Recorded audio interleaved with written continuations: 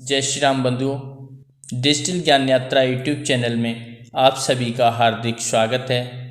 आज हम राम राज्य के बारे में बात करेंगे कि प्रजा राम राज्य की मांग क्यों करती है, किसी अन्य राज्य की क्यों नहीं।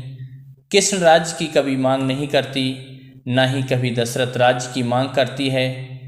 यहाँ तक कि रावण बहुत ही कुशल शासक था, बहुत ही कुशल संचालक था अपने राज्य का, फिर भी कभी जनता रावण राज्य की मांग नहीं करती। तो ऐसा क्या था राम राज्य में? आइए शुरुआत करते हैं। राम राज्य के बारे में जानने की कोशिश करेंगे कि राम राज्य की आखिर जनता मांग क्यों करती है।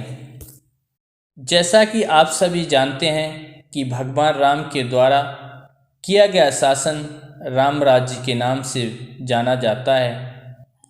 राम के राज्य में जनता हर तरह से सुखी और समृद्ध थी।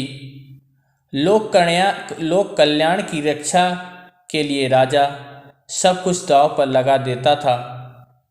जीने का अधिकार और सुरक्षा न्याय का अधिकार सभी को दिया गया था।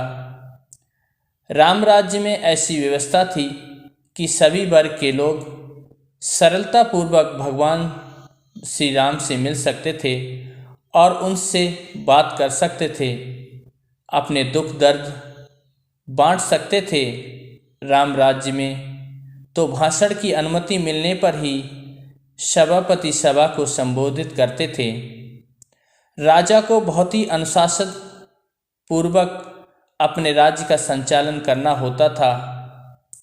मर्यादा में रहते हुए ही सारा शासन करना पड़ता था। इसलिए भगवान श्री राम को मर्यादा पुरुषोत्तम कहा गया है। राम राज्य में किसी से किसी प्रकार का कोई भेदभाव नहीं था। सभी के लिए चिकित्सा व्यवस्था, शिक्षा का समान अधिकार प्राप्त था। कोई ऊंच नीच नहीं था। कोई व्यक्ति अकाल मृत्यु नहीं मरता था। खेत हरे भरे एवं पेड़ों पर फल लदे रहते थे। चोरी डकैती नाम की कोई चीज़ नहीं थी। अपने घर पर कोई भी ताला नहीं डालता था। प्रजा पर करों का बोझ नहीं था। भगवान राम अपने राज्य की रक्षा बहुत ही उत्तम तरीके से की।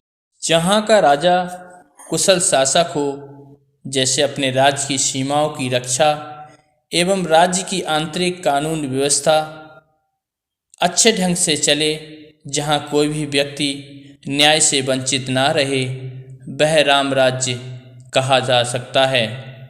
दोस्तों, यहाँ पर हमने बताने की कोशिश की है कि राम राज्य जनता क्यों मांग करती है। क्योंकि जनता अकाल मृत्यु मरना नहीं चाहती, भूखों मरना नहीं चाहती। वहाँ हर लोग संपन्न होते हैं, वहाँ कोई भी किसी प्रकार की कोई परेशानी नहीं होती है। इसलिए जनता राम राज्य की मांग करती है। तो हमारा ये छोटा सा प्रसंग आपको कैसा लगा, कमेंट बॉक्स में ज़रूर बताइएगा। ऐसे ही और प्रसंग लेके आपके सामने